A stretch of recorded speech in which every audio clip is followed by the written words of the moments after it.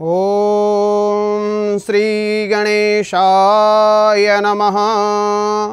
हरि ओम जज्जाग्रतो दूरमुदैति देवन्तादुषुप्तस्य तथैवैति दूरङ्गमञ्ज्योतिखाञ्ज्योतिरेकान्तन्मे मनः शिवसङ्कल्पमस्तु।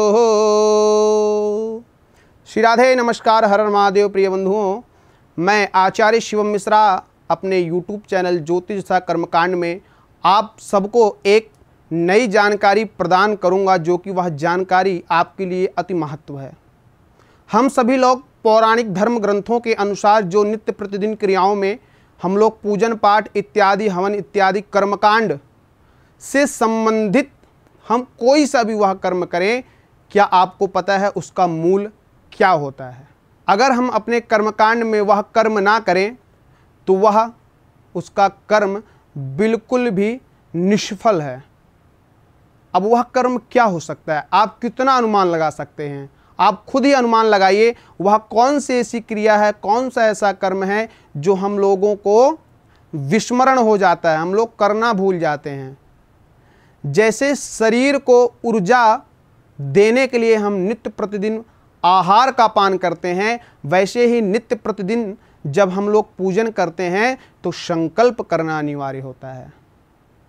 संकल्प का मतलब होता है प्रतिज्ञा, और जब तक हम किसी चीज की प्रतिज्ञा नहीं करेंगे वह कर्म हमारे योग्य नहीं होगा, हमारे अधीन नहीं होगा। इसलिए कहते हैं किसी चीज को करने के लिए पहले मन में ठान लीजिए, फिर उसके पीछे, उस लक्ष्य के पीछे आप भागिए। हमारा लक्ष्य पूजन करना है, चाहे वह पूजन आप 2 मिनट करते हो, 5 मिनट करते हो, 10 मिनट करते हो, या आप घर में ब्राह्मण को बुलवा करके कराते हो।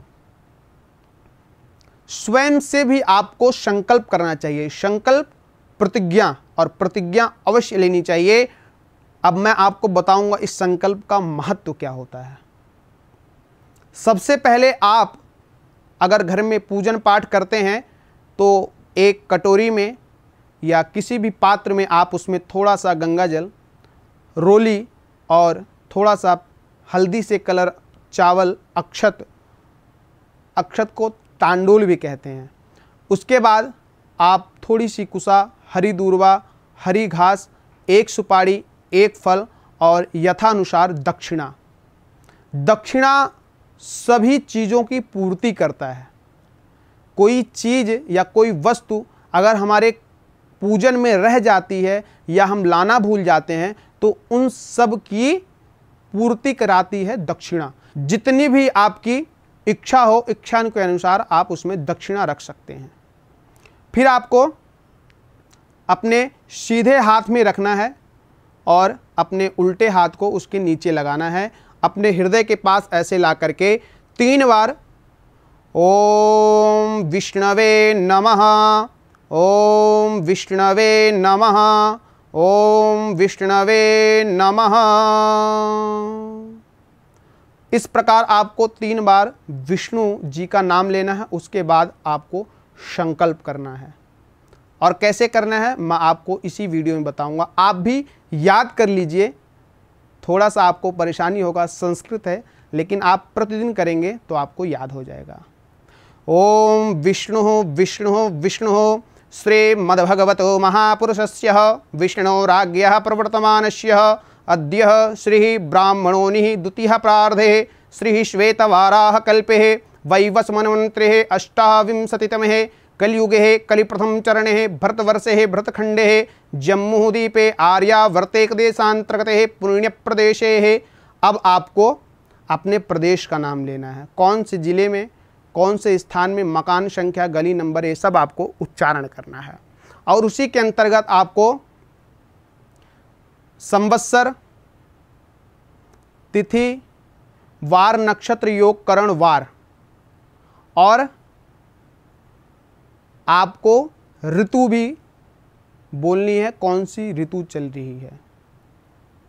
इन सब के अंतर्गत संवत्सर का भी उच्चारण करेंगे। फिर आपको किस राशि पे कौन से देव हैं उसका भी उच्चारण आपको करना है। ये सब आपको कहाँ मिलेगा? पंचांग में। आपके पास पंचांग भी होना अनिवार्य है, तभी आप देख पाएंगे कौन से वार को क्या क्या तिथियां, योग, करण, नक्षत्र कौन कौन से हैं। फिर उसके बाद आप श्रुति स्मृति पुराणोक्त फल प्राप्ति कामनेह, अब जिसकी आप प्राप्ति करना चाहते हैं उसका उच्चारण करेंगे। अब कहेंगे लक्ष्मी की प्राप्ति, लक्ष्मी प्राप्ति अर्थम, व्यापार के लिए, व्यापार रोजगार हेत्वर्थे। अब आप बीमार हैं, शरीरे उत्पन्ना रोग दोष व्याधि पीड़ा निवारण हेत्वर्थे है। अब आप ये समझिए आप किसका पूजन करेंगे? माँ लक्ष्मी का, भगवान गणेश, माँ पार्वती, भगवान शिव या भगवान विष्णु या इंद्रदेव, किसकी आप पूजन करना चाहेंगे उनका नाम लीजिए। फिर बोलिएगा अहम संकल्पम कर्मम कारिष्ये। फिर उसके बाद आप संकल्प को अपने माथे से लगा करके पूजन स्थान पर रख दें।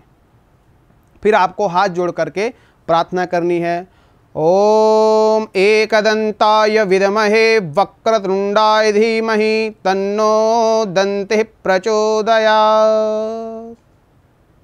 इस प्रकार आपको संकल्प करते समय आपको यह सब चीज़ें याद होनी चाहिए, याद रखनी चाहिए, और पंचांग को देख करके ही आपको संकल्प करना है।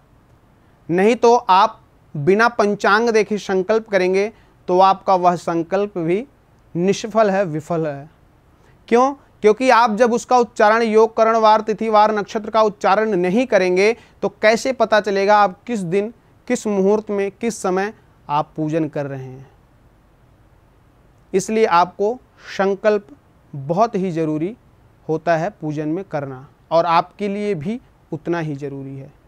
जानकारी अच्छी लगी हो लाइक शेयर कमेंट करके हमें कमेंट बॉक्स में अवश्य बताएं। फिर ऐसी ही जानकारी के साथ मैं आपके समक्ष उपस्थित होऊंगा। तब तक के लिए श्री राधे, नमस्कार, हर हर महादेव।